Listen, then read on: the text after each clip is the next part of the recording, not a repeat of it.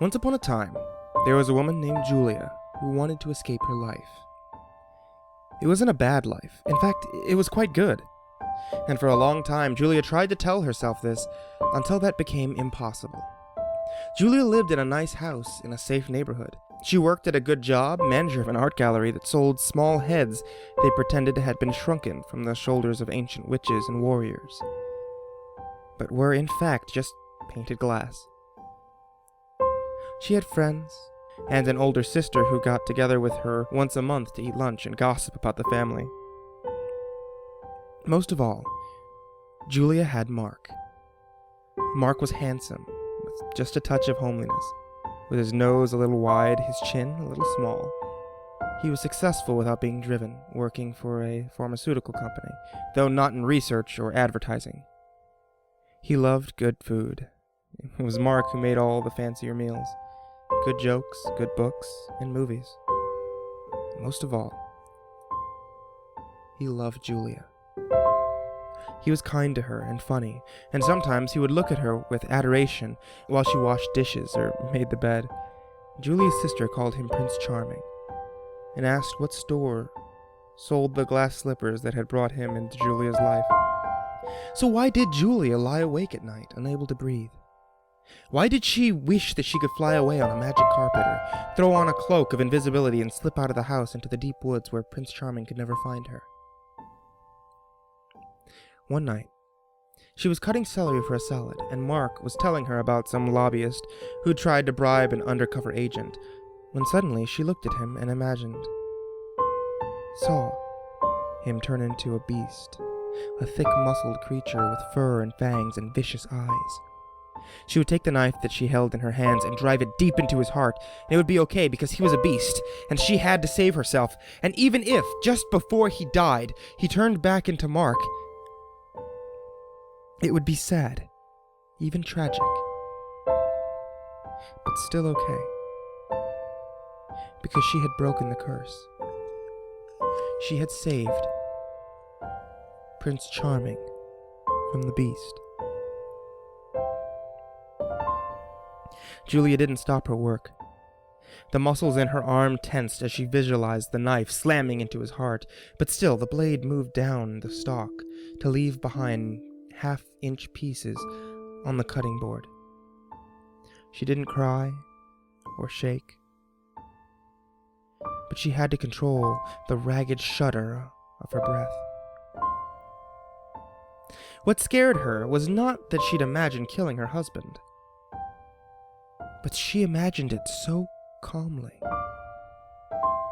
The next day, she kissed Mark goodbye after he left for work, then packed a green duffel bag full of clothes and a couple of books, some jewelry, and then, at the last moment, the knife. Because wherever you go, there might be a beast. Then she went to all the local ATMs and asked the ghosts who lived inside them to give her all the money they could spare. And when the ghost told her that she had enough, she drove away. She drove all day, stopping only for gas and bottled water and a bag of mixed nuts and seeds that she worried might leak a trail behind her if she was not extra careful. Should she use a credit card for gas? But then the beast, or the prince, might trick her. So she paid cash and decided not to worry about the money. At night, she found a small town with a motel not part of any chain and slept very deeply. Just before dawn, she dreamt that she'd been asleep for 100 years. Shopping malls and office towers had grown up around the motel so that no one knew she was there. And finally, a prince who ran a wrecking company knocked down the wall and bent down to kiss her awake. But before his lips could touch her, she turned into a beast and bit off his head. She jerked awake, and just for a moment grasped for the knife until she realized no one was there. Then she took a long shower, dressed, and got back on the road. She packed the knife at the top of her duffel bag. And that morning, when she stopped for gas, she discovered a piece of paper stuck to her foot. She plucked it loose and stared at it. "Dr. Apollo," it proclaimed, "master of mysteries, speaker of silence, all truths revealed through the harmony of the seers." She smiled. Maybe he could tell her the truth about Mark. She folded it neatly and put it in the glove compartment. She traveled for 2 more days until she came to a small town that she'd never heard of before. There were no motels, but she discovered something better. A tiny house for rent. Just a large room, really, with bathroom and a kitchen, where she could hardly turn around. The house stood all by itself outside of town, in the woods really, surrounded by tall, leafy trees. Vines roamed the walls, and wildflowers grew all about the door. "Oh, I love it," Julia said to the rental agent. "It looks like an enchanted cottage." The agent turned away. With her eyes fixed on the door, she said, "Yes, it's very lovely." Julia spent her first day at the cottage cleaning, where no one had lived there for some time. And when she went into town to buy supplies, people hardly spoke to her. Some actually moved away. Well, she thought, she'd wanted privacy. She scrubbed and scraped, and when evening came, she took a long shower in a stall, so cramped she could hardly fit in it. Then she made herself a salad, and afterwards slept for many hours. And the next day, she took a book and chair outside, but after she'd read for a while, she put down the book and simply smiled at the flowers and trees. As afternoon came, however, she began to feel that odd tightness in her chest. At first she panicked, for she thought, he's found me. The beast is coming. And where was the knife, she thought, and almost ran into the house for it, but no. She knew what the problem was, and what she had to do. Julia got into her car, and with a twist in her face, she drove 50 miles to a city where she could use a phone without fear of being traced. "Hi," she said when her sister answered the phone. "It's me." "Oh my God," Jen said. "Julia, where are you?" "It doesn't matter," Julia said.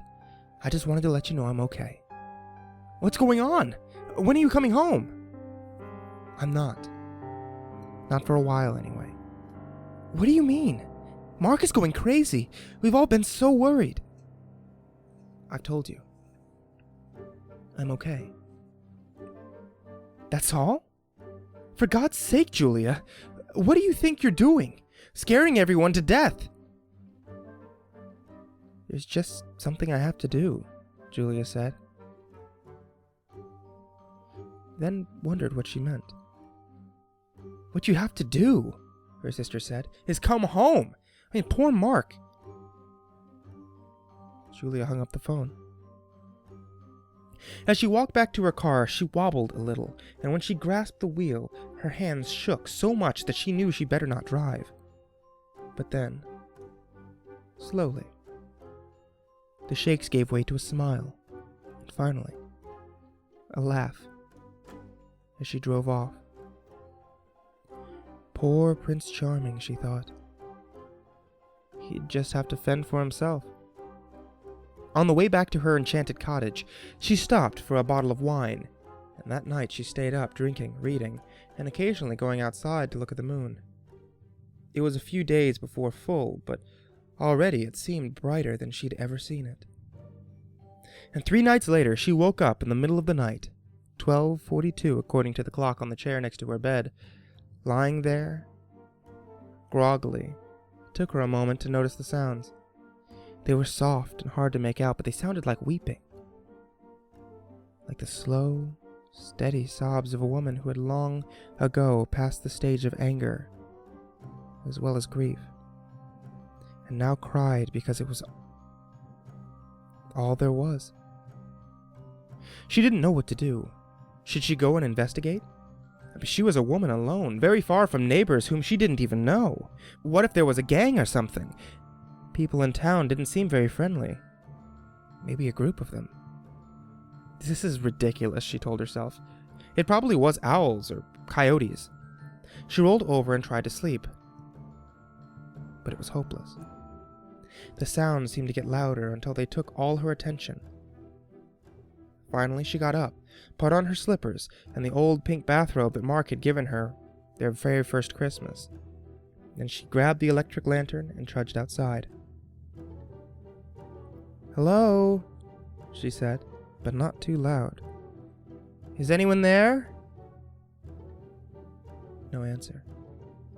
"Hello," she said again, and "Are you okay?" Nothing. Just that steady throb of tears. They seemed to be coming from somewhere in the woods, and she took a step towards the tangled darkness before she caught herself and stopped. The full moon shone down so brilliantly. She could see a thick shadow of branches, but she still didn't dare enter the trees. Once more she called, "Is anyone there?" But all she heard were the sobs. Finally, she went back inside and bolted the door. She got back in bed and laid there until her breathing almost as tight as it used to be with Mark. Usually, Julia liked to sleep with the moonlight, but now she got up and yanked shut the short curtains on her bedroom. She got back into bed once more and turned towards the wall. Around dawn, the sound stopped, dropped away, and at last she was able to get to sleep. In the morning, she went out and searched around the house, but the only footprints seemed to be her own. She decided to go into town, bring back a book, sit at the little coffee table with a sandwich and a cup of tea. But wherever she went, people stared at her. Some from the sides of their faces, others openly. A couple of times, she heard whispers and giggles as she passed by. At the coffee shop, she waited a long time by the cardboard "Please wait to be seated" sign on its aluminum stand before the owner, a bird-faced woman with straw-like hair, led her to a booth.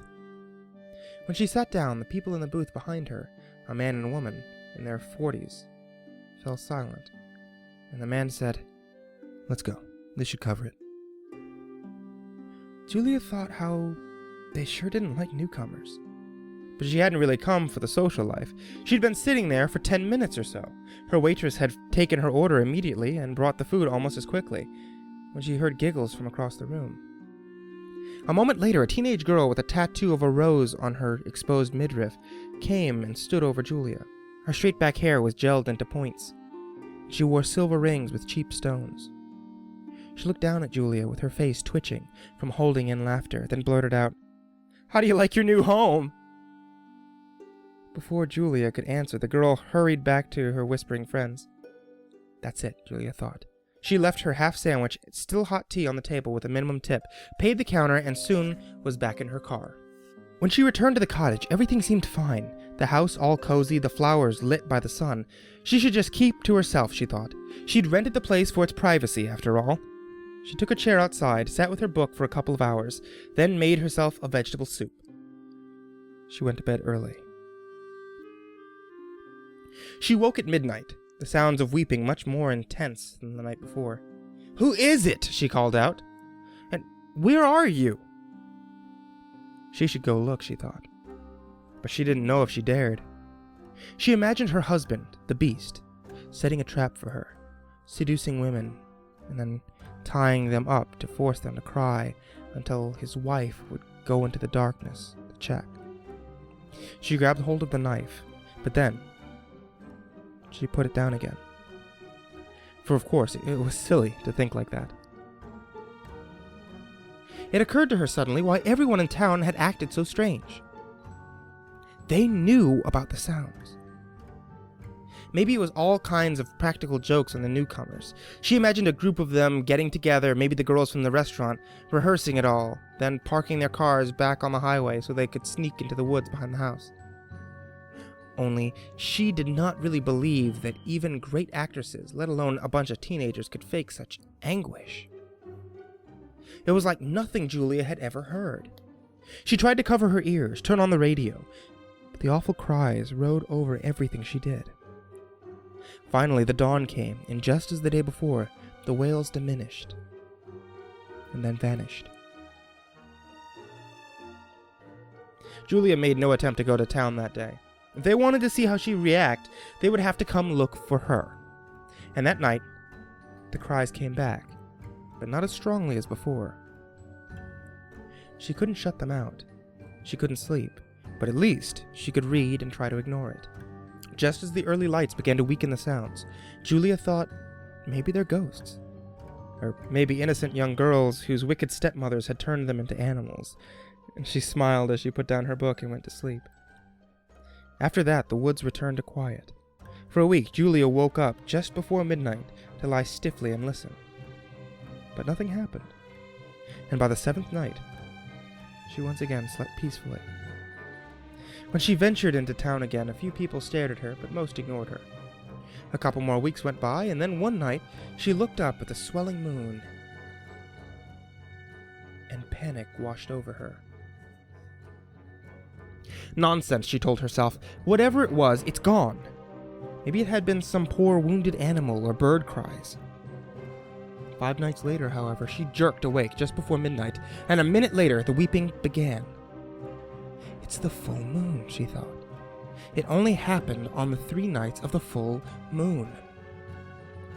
All she had to do was go away for 3 nights a month, and she'd never have to hear it again. But oh, how terrible it was. Sad and anguished beyond all hope. She couldn't just abandon them. She pulled on her slippers and robes and rushed outside, where the moon seemed to shine directly into the woods just beyond her home. And now she pushed forward, for a desire to know overcame her fear. She had not gone very far when she came to a circle of 9 trees, their thin branches leafless and twisted together, with bare dirt in the center.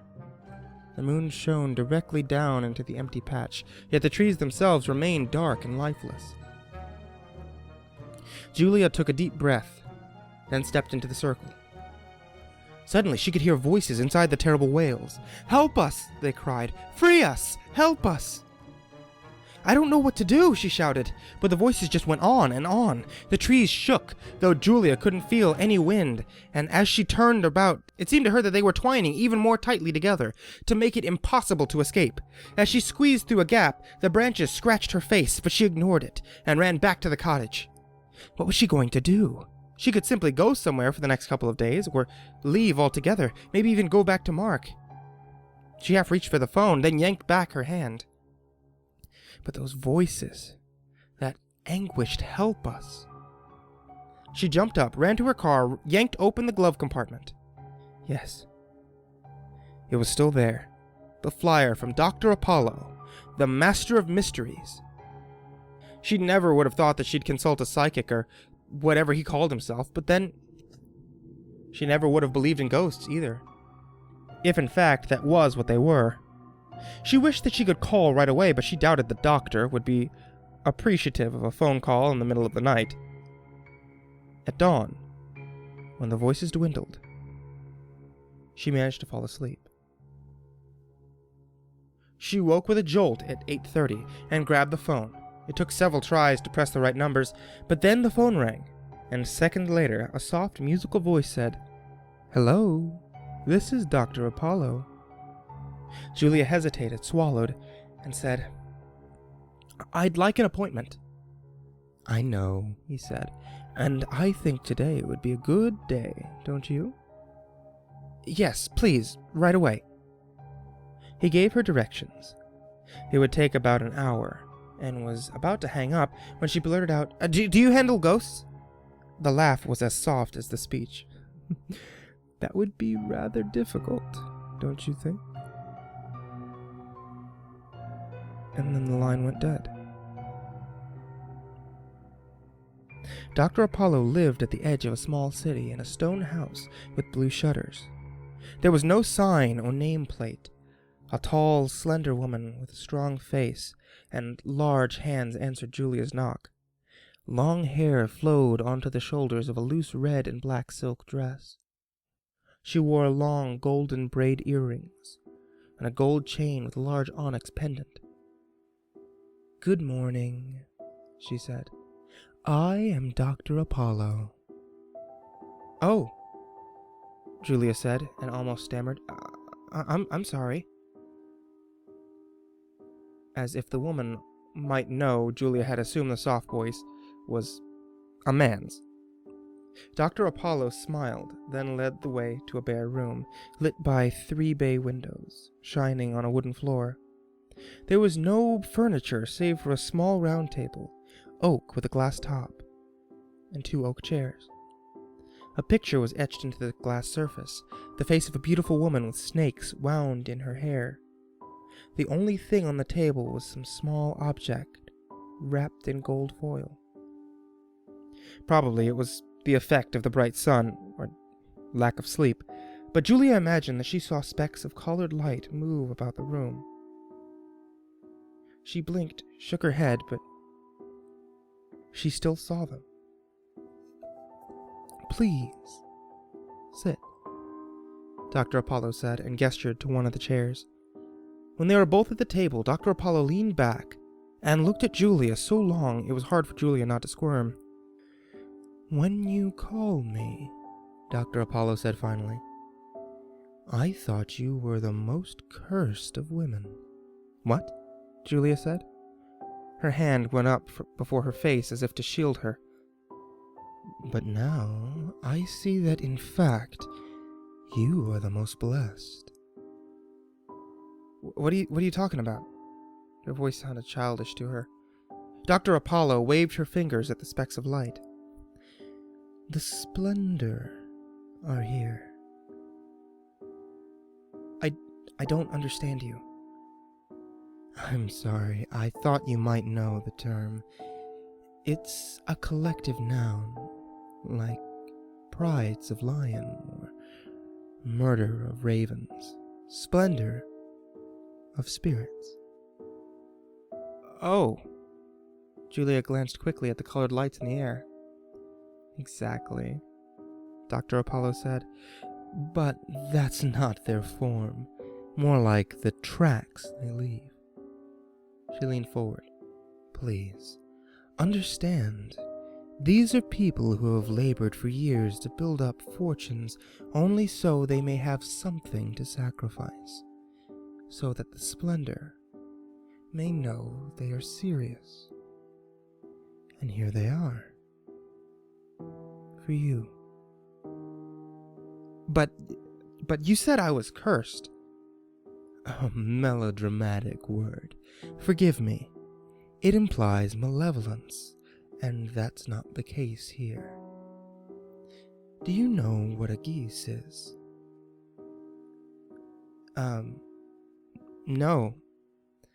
"It's an old Irish word. It means a harsh obligation laid on someone, often by a magician or someone with divine power." "Help us!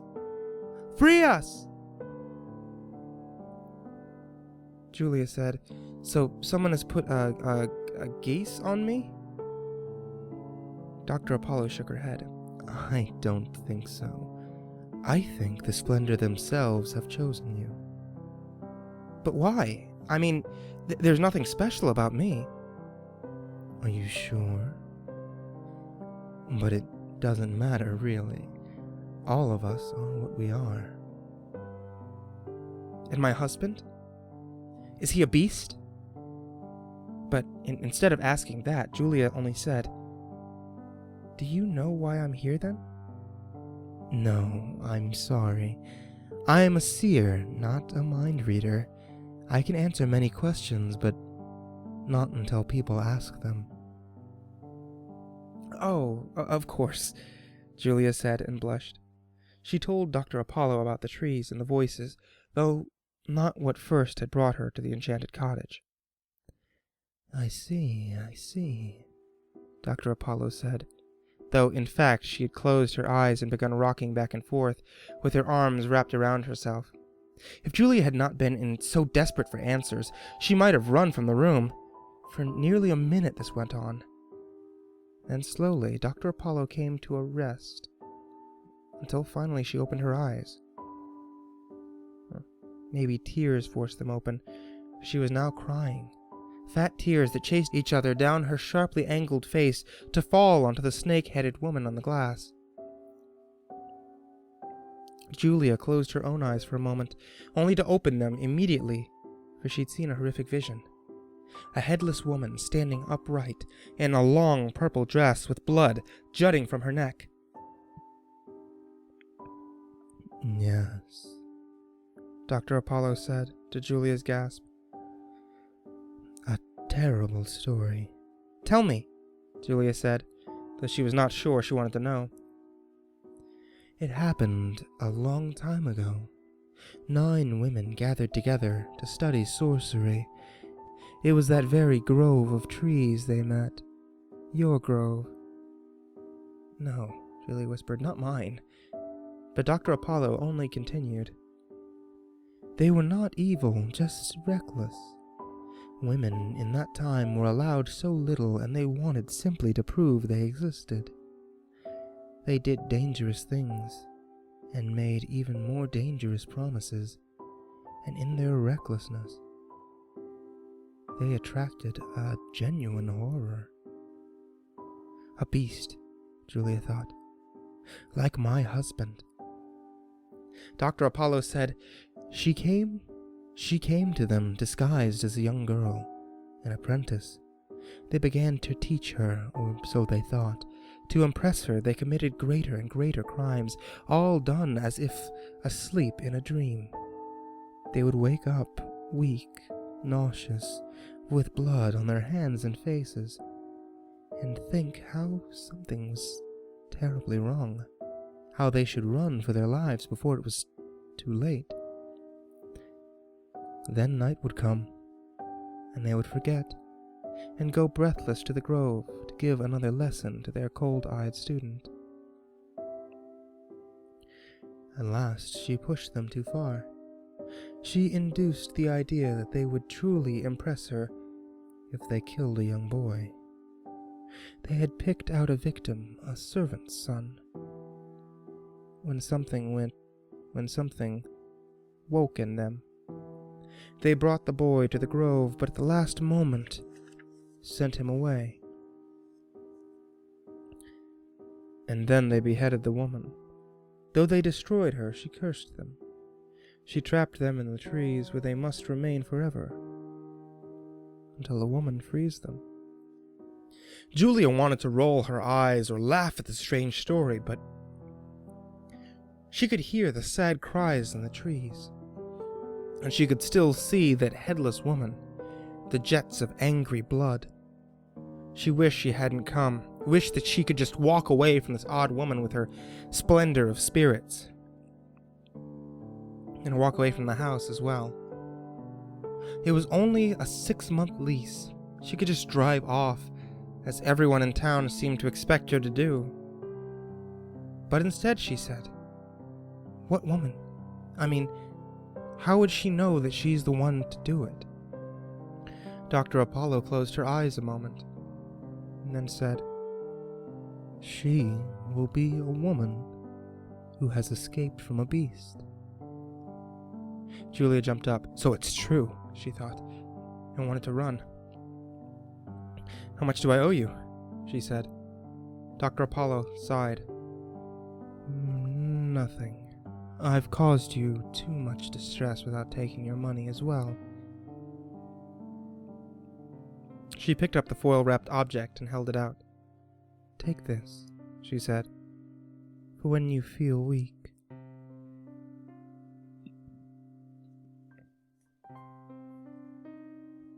Julia took it gingerly and unwrapped the foil.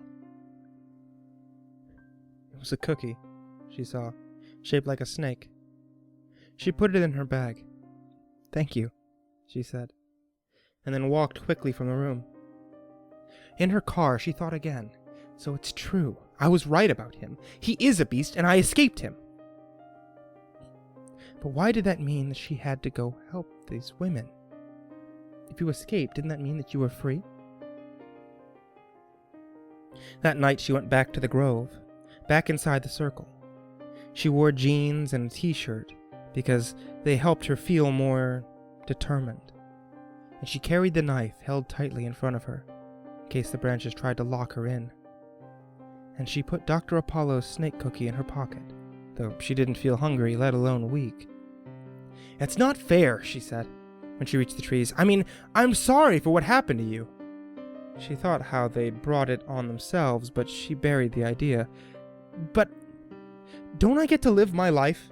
I escaped the beast. Don't I get to be happy? The wails only swirled louder. I don't even know what to do, Julia said. The branches twisted in the windless air like grief-stricken women, waving their arms above their heads. Julia turned around in tight circles, the knife in front of her, moonlight on the blade. No, she said. You're not going to close me in. I escaped the beast. I certainly can't escape you. And indeed, when she took a step forward, two of the trees separated their branches as if frightened of her, and she left the grove. The voices surged at her as she walked away. Help us! Save us! She turned and once more held the knife. What happens if I cut you down? Where do you go then? She'd said it in anger, but maybe that was the answer. Maybe if she just chopped down the trees, she would free them. But when she imagined it, when she saw herself swing an axe at one of the dead trunks, an incredible pain shot through her head, and she nearly fell to the ground. It struck her now that the others must have tried to cut down the trees, if just to get rid of the noise. Just the fact that the trees still stood meant that nobody could do it. Help us! They wailed, and Julia shouted back, I don't know what to do! She hurried back to the house and locked herself in. She fell on the bed, the knife still tight in both hands. Maybe Dr. Apollo was wrong. Maybe it made no difference that she escaped the beast, because if the trees would not let her cut them down, if they could do the same thing they'd done to anyone else who tried to get rid of them, then maybe she wasn't meant to help them at all. Maybe the best that she could do was escape them, just like she'd escaped the beast. Dawn finally came. The end of the third night, and she knew she would have peace, or at least silence for another month. As the cries faded away, she finally fell asleep. The knife dropped to the floor. Over the next week, Julia tried to put the whole thing from her mind. She tried to read, go for rides, clean the house. None of it worked. The house seemed dark and chilly, even when the sun came through the windows. She felt very cold, unable to get warm. Even when she drove into town, she saw everyone in shorts and sandals. She became scared that the woman had stolen part of her, and she would drift further and further from herself until her body moved aimlessly in the world, and she too became trapped in the grove. It was all so unfamiliar. If a woman who escaped a beast was supposed to end the curse, shouldn't she at least have some idea what to do? And finally, it struck her. What if she hadn't escaped? She'd run away, yes, but did that actually make her free? Suppose he managed to track her down. She remembered that evening in the kitchen when she'd imagined sinking the knife into his heart. She'd scared herself then and ran, but maybe the vision had been true. Maybe she was supposed to kill the beast. How could you free yourself if you didn't kill the thing that wanted to devour you? She was standing in the kitchen when this realization came to her. It was a sunny afternoon just before another full moon, with light scattered across the tomatoes and green peppers that she'd cut up for a salad. Sweat broke out on her face and hands, and she had to grab hold of the sink edge to keep her from falling. It was so obvious. Why hadn't she seen it? It was just such a moment when she'd first known the truth. She stood in the kitchen and understood that however charming her husband might appear to her sister and everyone else, he was a monster, a beast, and she should take the knife and cut out his heart. She sat down at the small wood table where she ate her meals. She discovered that she was holding the knife, though she didn't remember picking it up. She stared at it, the way the light danced on the tip. Yeah, she'd known what to do. She hadn't needed any Dr. Apollo. Kill Mark, escape the beast, liberate the women in the trees. Of course, she hadn't known then about the women, but it didn't matter. She must have known unconsciously, because she could see it so clearly now. Herself, the knife, the chopping board. Mark chattering alongside her, or the thing that called itself Mark. She laughed. Maybe Dr. Apollo could tell her that. The true name of the beast. But the name didn't matter. She'd seen who he really was that night, and knew exactly what she must do. Only she'd gotten scared. Run away. She could hardly blame herself. It was all so strange. She shook herself slightly, like someone trying to wake up. There was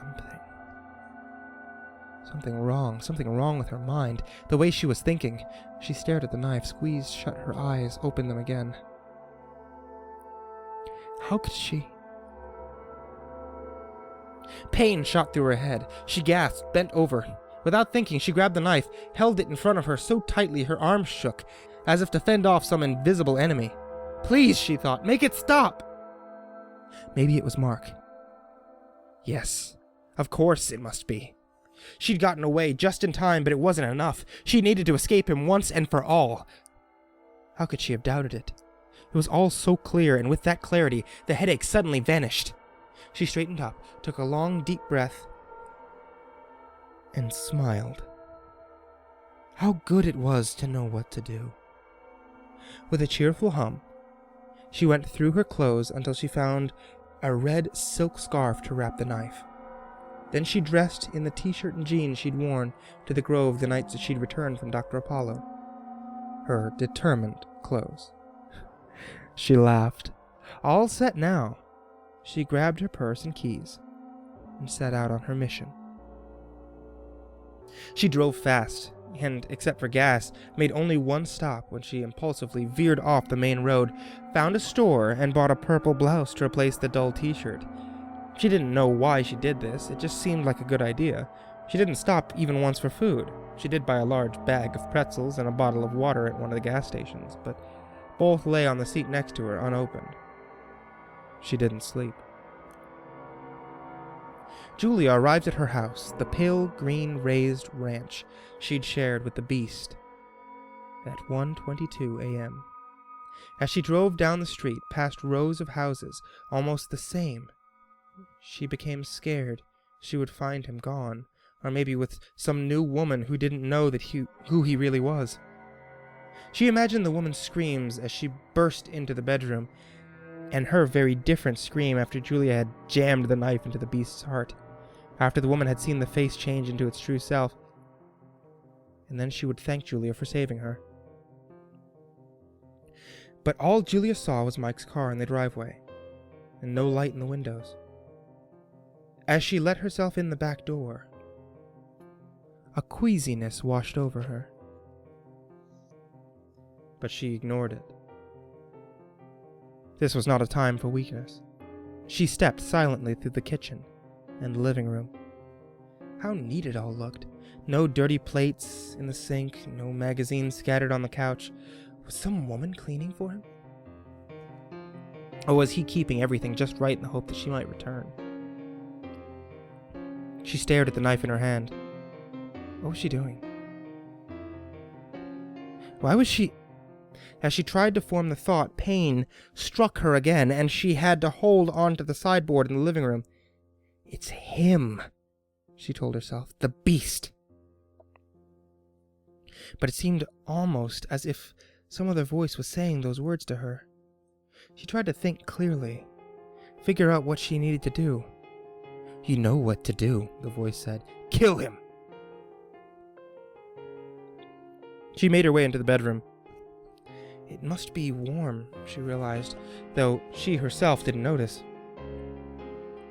For Mark lay half-tangled in the pale yellow sheets, the white summer blanket bunched at the end of the bed, as if he'd kicked it off.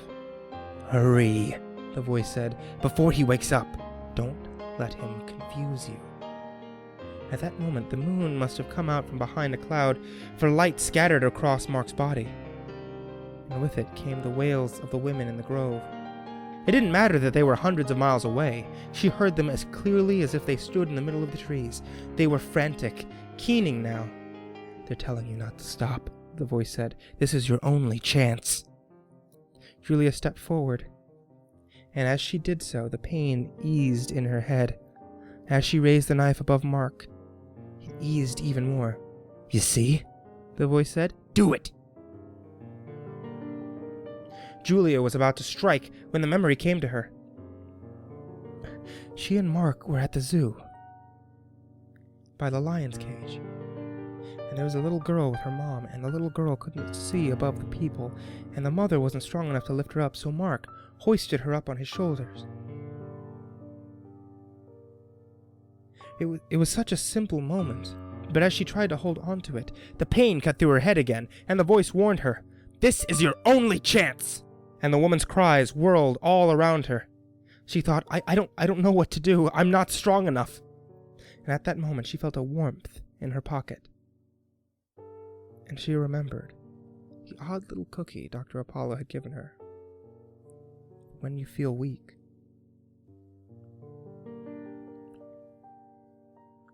With the knife still raised in her right hand, she jabbed her left hand into her jeans pocket, found the cookie.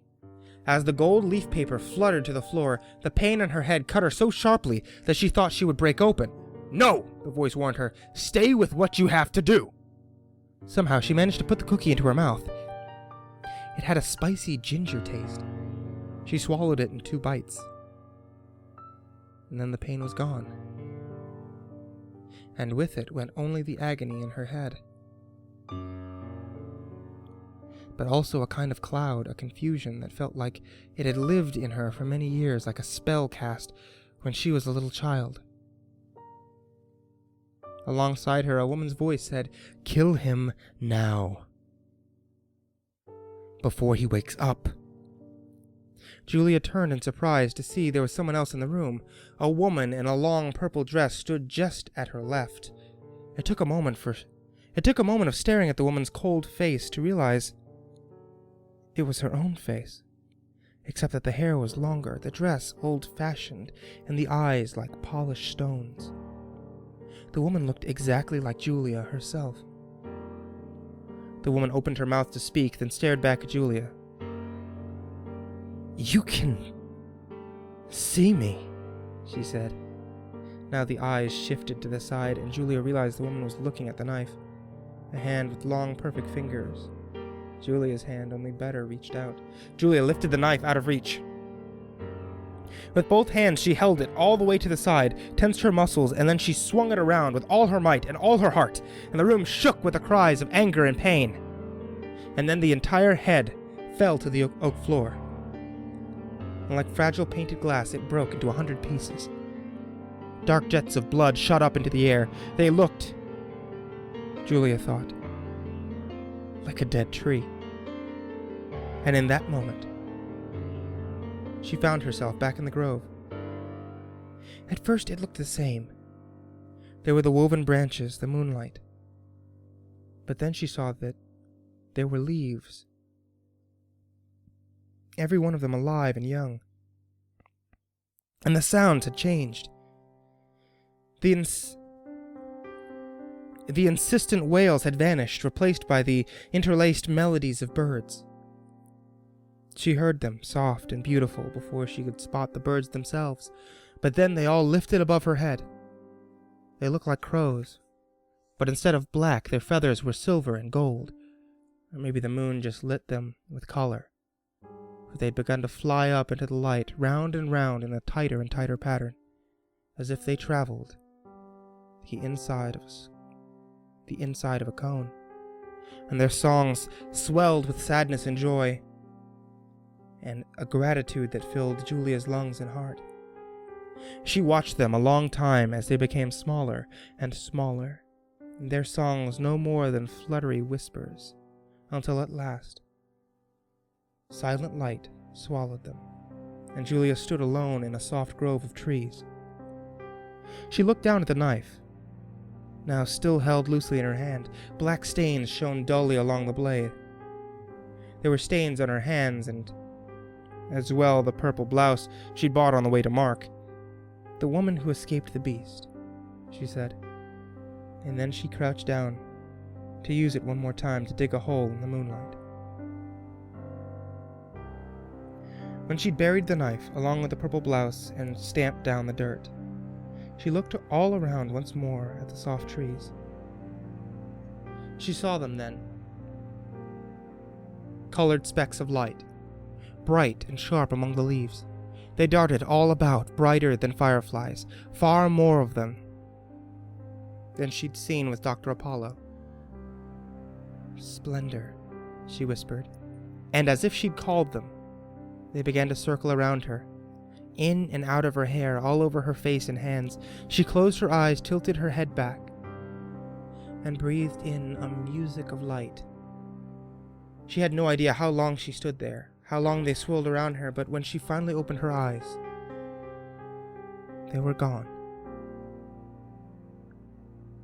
She stood a moment longer, on the quiet moonlight, and then walked slowly back to her enchanted cottage. What would he say? What would he tell her about a dead body, a headless woman found in his bedroom? Were the sheets covered in blood? And if the police came and took the woman's fingerprints, would they tell him his wife lay dead on the floor? And how did he explain it? Or would he simply say, "I had the strangest dream about you"? In the end, he said only, "Julia. Oh my God, Julia, I've been so worried about you. When are you coming home?" Maybe it was all just a dream. When she'd walked back to the cottage that night, her car had stood in the dirt driveway, and yet the hood was warm. And when she looked inside, she saw the t-shirt that she'd taken off crumpled in the passenger seat, next to the water and pretzels. She drove more slowly this time. Took a full 3 days to return to the house. She was about to open the door with her key when she decided to put it away and ring the bell. Mark must have seen her, or else he'd been waiting for her all day, because he opened the door before the chimes had died down. "Hi," he said, and with a weak smile. "I haven't changed the locks, you know." "I know," she said. They stood there a moment, and Julia could tell he wanted to grab hold of her, pull her against him, and was blocking the door in the hope that she would step into him. Finally, he just stood aside, and she moved past him into the living room. It was as neat as it had been the other night, but now the table was set with the good silver and candles and a bottle of wine. She looked at him. He was so hopeful, so scared. She wished he could just kiss her, and she would wake up and all the confusion would be gone. She took a breath. "I might as well tell you right now I'm not staying." "Why?" he said. "What's going on? I don't even know why you left." "I'm sorry, Mark. It's not you." "Is it someone else?" No, it's nothing like that." "Then what? What happened?" She could hear anger inside the pain, and it occurred to her that she would not have noticed that before. The idea gave her hope. She said, "I can't explain it, Mark. It's just, I have to get away." She could hear him swallow tears. "When you disappeared, like that, at first, I was scared. Worried about a car accident, even murder. And then you called your sister, and suddenly I was really angry. I thought, what the hell is she doing? I thought there was a guy or you'd gone crazy. But when you called and said you were coming home..." The tears were putting up more of a fight, but he kept them down. He went on, "I figured that you would come back. And hell, I don't know what... I don't know that it would all be okay. I figured we just..." It was hard to look at his face. She said sadly,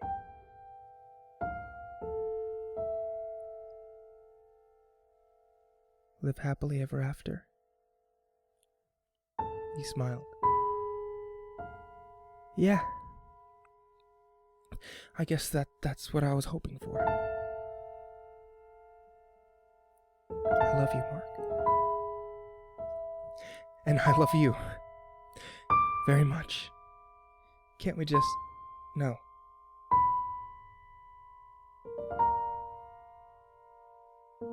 At least not now. I'm sorry. Maybe ever after will happen sometime, but I just can't do it now. I'm sorry, Mark. More than you can know. She let him hug her now. A long time. And then she left.